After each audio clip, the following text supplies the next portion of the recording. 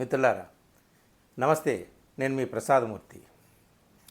ఇందు మూలంగా సమస్త ప్రపంచ మానవాళికి తెలియజేయనది ఏమనగా, అమెరికా అధ్యక్షుడు డొనాల్డ్ ట్రంప్ మహాశయుడు ఇరాన్ ఇజ్రాయెల్ మధ్య కాల్పుల విరమణ అనగా సీజ్ ఫైర్ ప్రకటించారండి. ఇదండి మనం ఇప్పుడు అర్జెంటుగా తెలుసుకోవాల్సింది. ట్రంప్ కోరుకున్నప్పుడు రెండు దేశాలు యుద్ధం చేసుకుంటాయి. ట్రంప్ కోరుకున్నప్పుడు రెండు దేశాలు సీజ్ ఫైర్ అంటే కాల్పుల విరమణ పాటిస్తాయి, ప్రకటిస్తాయి. అవి ప్రకటించడానికి ముందే ట్రంపే సీజ్ ఫైర్ ప్రకటనలు చేస్తాడు. ఇది ఈ మధ్యనే మనం ఇండియా పాకిస్తాన్ ఘర్షణ సందర్భంగా మనం ఈ అనుభవం ఏమిటో మనకు తెలుసు. సో ఇప్పుడు తాజాగా ఇరాన్ ఇజ్రాయెల్ మధ్య కాల్పుల విరమణని ట్రంప్ హుటాహుటిన ప్రకటించేశాడు నిన్న ఉదయం. ఏమిటి అసలు ఈ ట్రంప్ చేస్తున్నది ఏమిటి? తన అపహాస్య చరిత్రను తానే తన సొంత చేతులతో రాసుకుంటున్నాడా? అంటే ప్రపంచాన్ని ఒక నియంతలా గడగడలాడించి ప్రపంచాన్ని తన పాదాక్రాంతం చేసుకోవాలనేటటువంటి ఒక రాజ్యాధినేత ఇంత అజ్ఞానంగా, ఇంత మూర్ఖంగా, ఇంత పిచ్చివాడిలాగా వ్యవహారం చేస్తాడా అని మనం గతంలో ఎంతోమందిని చరిత్రలో చదువుకున్నాం. ఇప్పుడు బ్రతుకున్నాం కాబట్టి ఇదిగో కళ్ళారా ఇప్పుడు చూస్తున్నామండి బాబు ట్రంప్ని. అసలు ఎందుకు ఇజ్రాయెల్ ఇరాన్ మీద ఎందుకు దాడులు చేసింది? సరే ప్రతీకారంగా ఇరాన్ ఎలాగూ చేస్తుంది. నేను ఆ యుద్ధంలో జోక్యం చేసుకోనని చెప్పినటువంటి ట్రంప్ మళ్ళీ ఇరాన్ మీద తానెందుకు దాడి చేశాడు? తర్వాత ఏమైంది? వెంటనే 12 రోజుల ఆ యుద్ధాన్ని, ఆ ఘర్షణని, ఇరాన్ ఇజ్రాయెల్ మధ్య ఘర్షణని ఒకే ఒక్క మాటతో, ఒక సోషల్ మీడియా పోస్ట్తో తేల్చి అవతల పారేశాడు. ఏంటి ట్రంప్ చేస్తున్నది? ఏంటి ప్రతిసారి ఇలాగే కదా. అంటే ఇంతకుముందు ఆయన అధికారంలోకి వచ్చిన తర్వాత, మొదటిసారి అధికారంలో వచ్చినప్పుడు ఏం చేశాడు ఏమిటి అనేటటువంటిది ఇప్పుడు అన్నిటి మనం అవన్నీ కూడా తవ్వుకొని అవసరం లేదు. కానీ ఇరాన్ విషయంలో ఆయన మొదటిసారి అధికారంలో ఉన్నప్పుడు కూడా చేసినటువంటి వ్యవహారం ఉంది. సో ఇరాన్ మర్చిపోదు, ప్రపంచం కూడా మర్చిపోదు.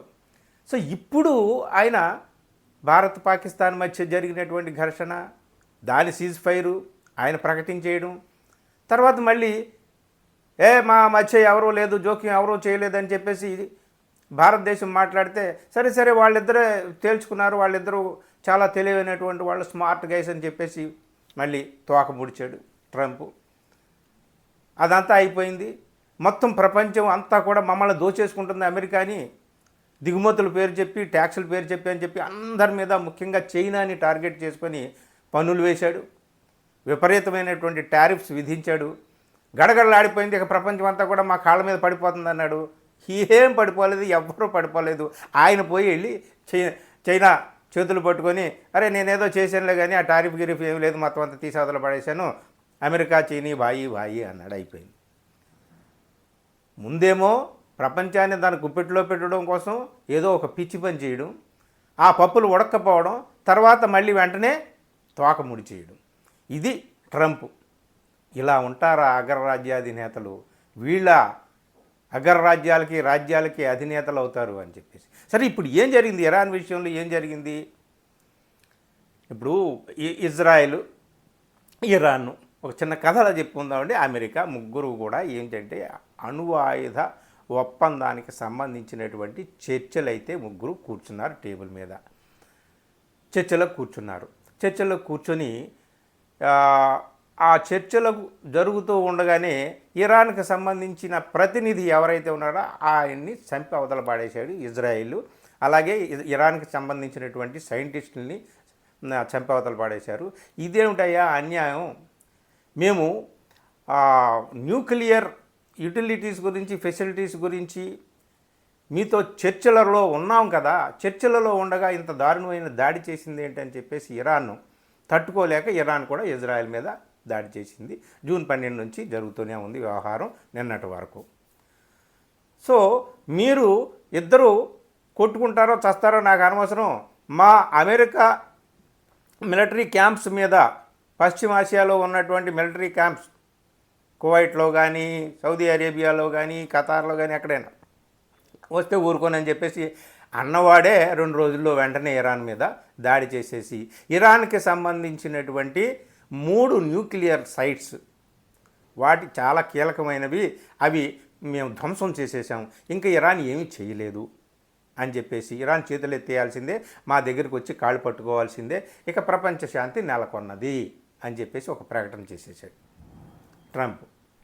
సో మనం ఏమనుకున్నాం, ఇక ఇరాన్ తోకముడి చేసి ఊరుకుంటుందిలే, ఇక ట్రంప్ చెప్పిన మాటలు వింటుందిలే అని చెప్పి మనం అనుకున్నాం. కానీ ఇరాన్ ఏం చేసింది, వినలే. ఇజ్రాయెల్ మీద భయంకరమైనటువంటి ఖైబర్ అనేటటువంటి దారుణమైన భయానకమైన మిసైల్స్ మీద మిసైల్స్, బ్యాలిస్టిక్ మిసైల్స్ మీద మిసైల్స్ వదులుతూనే ఉంది. ఇజ్రాయెల్ అతలాకుతలం అయిపోతుంది, ఎంతమంది చచ్చిపోతున్నారు, ఏమవుతుందో కూడా తెలియదు. 2-3 రోజుల దెబ్బకే, ఇరాన్ దెబ్బకే మొత్తం అల్లకల్లోలం అయిపోయింది ఇజ్రాయెల్. కానీ దాదాపు 2 సంవత్సరాలుగా పాలస్తీనాలో వేల మందిని చంపేస్తుంది, పాలస్తీనాన్ని శ్మశానంగా మార్చేసింది, గాజాని శ్మశానంగా మార్చేసింది. చిన్నపిల్లలు లేదు, వృద్ధులు లేరు, మహిళలు లేరు, 55,000 మంది పైగా చంపేసింది అక్టోబర్ 7, 2023 నుంచి ఇప్పటి వరకు గాజా ఇజ్రాయెల్. సో దానికి లెక్కలేమి లేవు. కానీ ఇజ్రాయెల్ మీద చేసినటువంటి స్ట్రైక్స్ గురించి ఇజ్రాయెల్ వణికిపోతుంది. ఇజ్రాయెల్ని ఏదో రక్షించడం కోసం అమెరికా వాడు దిగాడు. కానీ ఇరాన్ అమెరికా దెబ్బకి ఏమీ లొంగలేదు. మీరేదో దాడి చేశారు కానీ మా న్యూక్లియర్ సైట్స్కి ఏమాత్రం కూడా ఏమీ ప్రమాదం జరగలేదు అని చెప్పేసి ప్రకటన చేసింది. అంటే అక్కడ ఉన్నటువంటి యురేనియం ఏమీ కూడా నాశనం కాలేదు. నాశనం అయితే యురేనియం అనేటటువంటిది కానీ నాశనం అయితే అక్కడ రేడియేషన్ ఉత్పన్నమవుతుంది. ప్రపంచ సైంటిస్టులు అందరూ కూడా చెప్పింది ఏమిటి అంటే ఆ రేడియో ధార్మిక శక్తి ఉత్పన్నమవుతుంది, దానివల్ల చాలా విధ్వంసం జరుగుతుందని. కానీ అట్లాంటి రేడియేషన్ ఏమి ఉత్పన్నం కాలేదు. అంటే సంథింగ్ హ్యాపెండ్. వీళ్ళు దాడి చేశారు, అమెరికా వాళ్ళు చాలా అత్యాధునికమైనటువంటి బాంబర్స్ ఉపయోగించి దాడి చేశారు, కానీ ఆ సైట్స్ ధ్వంసం చేశారు, కానీ ఆ సైట్స్లో యురేనియం లేదనమాట. అంతే కదా మనం అర్థం చేసుకోవాల్సింది. దాని గురించి స్పెషల్గా వేరే వీడియో మాట్లాడుకుందాం మనం. సో ఏది ఏమైనా సరే ఇరాన్ ఏం చేసింది, వెంటనే అమెరికా సైనిక క్యాంపులు ఎక్కడైతే ఉన్నాయో ఖతార్ మీద దాడి చేసింది, అలాగే ఇరాక్లో కూడా దాడి చేసింది. 2 అమెరికన్ మిలిటరీ క్యాంప్స్ మీద దాడి చేసింది. ఆ దెబ్బకి ఇక ఇరాన్ మనకి లొంగుతుందా లేదా అనేటటువంటి డౌట్ వచ్చేసి, అమ్మో మన వాళ్ళందరూ కూడా చాలా వేలాది సంఖ్యలో ఉన్నారనమాట. పశ్చిమాసియాలో ఎయిర్ బేసెస్ కానీ మిలిటరీ బేసెస్ కానీ చాలా ఉన్నాయి అమెరికాకి. సో వాళ్ళందరూ కూడా ధ్వంసమైతే అమెరికాలో తీవ్రమైనటువంటి ముప్పు వాటిల్లుతుంది, తీవ్రమైన వ్యతిరేకత వస్తుంది, ట్రంప్కే వ్యతిరేకత వస్తుంది. అందుకని చెప్పేసి ట్రంప్ తోక ముడిచి వెంటనే సీజ్ ఫైర్ ప్రకటించేశాడు. సీజ్ ఫైర్ ప్రకటించిన వెంటనే ఇంకేం చేస్తారు, ఇటు ఇరాన్ లొంగి వస్తుంది అనుకున్నటువంటి ఇరాను ఇక అది దెబ్బకే లొంగేది లేదు, తగ్గేది లేదని చెప్పేసి ముందుకు వెళ్ళడంతో వీళ్ళు తగ్గాల్సి వచ్చింది. ఇజ్రాయెల్ కూడా ఎందుకైనా మంచిది మనం తగ్గుదామని చెప్పి అమెరికా వాడితో అన్నట్టున్నాడు. అలాగే అమెరికా కూడా ట్రంప్ మాట మార్చి నెతన్యాహుని ఆహా ఓహో అని పొగిడినటువంటి వాళ్ళు I'm not happy with the Israel అని చెప్పేసి డైరెక్ట్గానే ఇప్పుడు చెప్పాడు. అలాగే ఇజ్రాయెల్ నువ్వు ఇక బాంబులు వేయడం ఆపు, నీ పైలట్స్ని నీ మొత్తం నీ సైనికులను అందరినీ వెనక్కి రప్పించు అని చెప్పి ఇమీడియట్గా ఒక సోషల్ మీడియా పోస్ట్ పెట్టాడు ట్రంప్. ఇక సీజ్ ఫైర్ అమల్లోకి వచ్చేసింది అని చెప్పేసి ప్రకటించాడండి. ఇదంతా చూస్తుంటుంటే ఇదంతా ఏమిటి, ఈ నాటకం ఏమిటి, అసలు ఈ గొడవ ఏంటి అనేది మనకు కొన్ని చిన్న అనుమానాలు వస్తాయి కదా. ముందేమో దాడి చేయడం, తర్వాత తోకముడి చేయడం. తను ఎలాగూ పిచ్చివాడైపోతున్నాడో, తను ఎలాగూ అజ్ఞాని, ఎంత మూర్ఖుడో ప్రపంచానికి అర్థమవుతుంది. అరే ఇలాంటి మూర్ఖుడి చేతుల్లో, ఇలాంటి అజ్ఞాని చేతుల్లో మన దేశం ఉందరా బాబా అని అమెరికాలో ఏ తిరుగుబాటు అయినా రావచ్చు, అది వేరే విషయం. కానీ అసలు ఇరాన్ విషయంలో ఎందుకు ఇరాన్ను ఒక ఉగ్రవాద స్టేట్ అని, ఇరాన్ అణుబాంబు తయారు చేసిందని చెప్పి ఎందుకు ఇంత ప్రచారం చేశారు? నాన్ ప్రొలిఫరేషన్ ట్రీటీ ఎన్పిటి అనేటటువంటిది ఉంది కదా, యునైటెడ్ నేషన్స్ కన్సర్న్లో ఉన్నటువంటిది కదా అది ఎన్పిటి. సో ఆ నాన్ ప్రొలిఫరేషన్ ట్రీటీ ప్రకారము వేరే దేశాలకు అణు ఆయుధాలు తయారు చేయడానికి ఎవరూ కూడా ఎలాంటి సహాయ సహకారాలు చేయకూడదు. కానీ వాళ్ళు ఆ యురేనియం న్యూక్లియర్ పవర్ వాళ్ళు పౌర ప్రయోజనాల కోసం వాడుకుంటూ ఉంటే సహకారాలు చేయొచ్చు అనేటటువంటిది, అది ఎన్పిటిలో సిగ్నేటరీ ఇజ్రాయిల్ చేయలే. సో అందులో సంతకం చేసి ఆ ఒప్పందంలో సంతకం చేసినటువంటి ఇరాన్ మీద ఇప్పుడు నువ్వు ఆ ఒప్పందాన్ని ఉల్లంఘించి అమెరికా దాడి చేసింది. ట్రంప్ మొదటిసారి అధికారంలో ఉన్నప్పుడు ఆ ఒప్పందాన్ని ఉల్లంఘించింది కూడా ట్రంపే, అందులో నుంచి విత్డ్రా అయింది కూడా ట్రంపే. ఇప్పుడు మరోసారి ఇరాన్ మీద దాడి చేసి ఇరాన్ని ఏదో ఒక రకంగా లొంగ తీసుకుందాం అనుకుని చూసినటువంటి ట్రంప్ ఇరాన్ లొంగలేదు సరికదా, తమ ఉనికికే ప్రమాదం వచ్చేటటువంటి, అలాగే ఇది ఒక ప్రపంచ యుద్ధ పరిణామంగా మారేటటువంటి ప్రమాదాన్ని గమనించి అందరూ కూడా తన మొహం మీద ఉమ్మేస్తారని చెప్పి ఇప్పుడు సీజ్ ఫైర్ ప్రకటించేశాడు. సరే, సీజ్ ఫైర్ అమల్లోకి వచ్చింది కాబట్టి మేము అంగీకరిస్తున్నామని చెప్పేసి ఇజ్రాయెల్, సరే మేము కూడా అంగీకరిస్తామని చెప్పేసి ఇరాన్. ఇదంతా బాగానే ఉందండి. ఈ మొత్తం ఎపిసోడ్ ద్వారా మనకు అర్థమైంది ఏమిటయా అంటే, అమెరికా అనేటటువంటిది ఒక నీలవర్ణ శృగాలము. నీలవర్ణ శృగాలం అంటే నీలం రంగు పులుముకున్నటువంటి నక్క.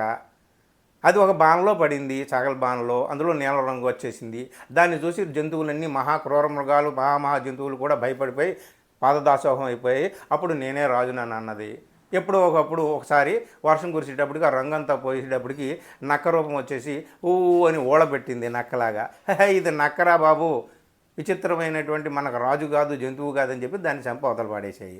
ఇదిగో ఇలాగా ట్రంప్ వేషం ఏమిటి అనేటటువంటిది ఈ పాకిస్తాన్ ఇండియా ఘటనతో, అలాగే టారిఫ్స్, ఇంటర్నేషనల్ ట్రేడ్ టారిఫ్స్ విషయంలో, ఇప్పుడు తాజాగా ఇజ్రాయెల్ ఇరాన్ విషయంలో ట్రంప్ వ్యవహారం ఏంటి, అవతారం ఏంటి, ఆయన అసలు రూపం ఏమిటి అనేటటువంటిది ప్రపంచానికి అర్థమైపోయింది. ఇప్పుడు దీని ద్వారా ఏం జరుగుతుందంటే, ట్రంప్ చేసినటువంటి ఈ అత్యుత్సాహమైనటువంటి అనాలోచితమైనటువంటి చర్య ఏదైతే ఉందో, ఇరాన్ మీద దుందుడుకుగా సాగించినటువంటిది, ఇరాన్ ఏం చెప్పింది, నేను మీతో చర్చల్లో ఉన్నాను, నేను అణుబాంబు చేయటం లేదు. లాస్ట్ 30 ఇయర్స్గా ఇజ్రాయెల్ చెప్తుంది అణుబాంబు చేస్తున్నాడు, ఇదిగో రేపో మాపో అని. లేదు, మేము చేయట్లేదు, మీరు వచ్చి తనిఖీ చేసుకోండి. అలాగే నాన్ ప్రొలిఫరేషన్ ట్రీటీ ఏదైతే ఉందో దాంట్లో నేను భాగస్వామిని, చర్చలు ఫలవంతం అవుతాయి, మీరు వచ్చి తనిఖీ చేసుకోండి అని చెప్పింది. అయినప్పటికీ కూడా ఇరాక్ మీద ఏ విధంగా చేసిందో అదే విధంగా అమెరికా ఈ విధంగా దాడి చేసింది. సో దాడి చేసి ఏం చేసింది, ఇరాన్ లొంగలేదు, అమెరికా సైనిక శిబిరాల మీద దాడులు చేయడానికి సిద్ధపడింది.